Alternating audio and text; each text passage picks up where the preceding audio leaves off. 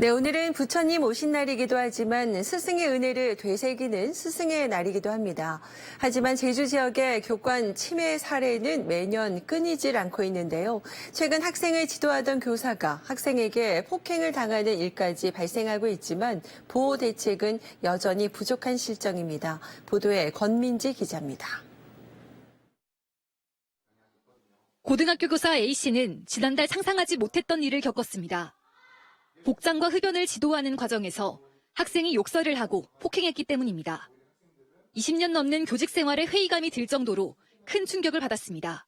이번 사건이 생기면서 이 학교를 떠나야겠다. 상처가 돼 있기 때문에 더 학생들을 좀 두려워하는 마음도 생기고 부모도 아이가 무슨 잘못을 했냐. 선생님이 너무한 거 아니냐.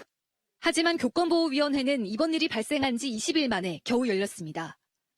관련 매뉴얼을 보면 교권보호위원회는 21일 이내로 개최하도록 돼 있기 때문인데 가해 학생과 피해 교사가 분리되지 못한 채 상당 기간을 함께 지내야 한다는 얘기입니다.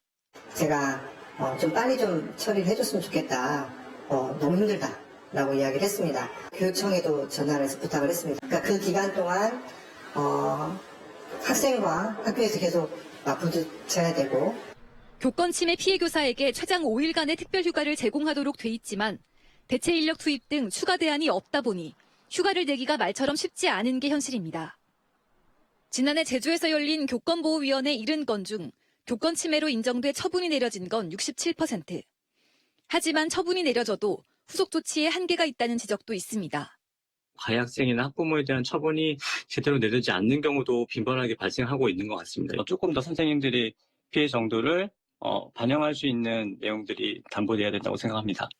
도내 교사 70여 명을 상대로 진행한 설문조사에서 60% 이상이 최근 1년간 교권 침해를 당했다고 응답했고 5명 중 3명은 이직이나 사직도 고민한 것으로 나타났습니다.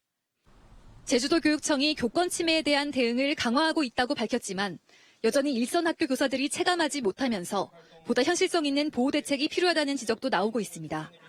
JIBS 권민지입니다.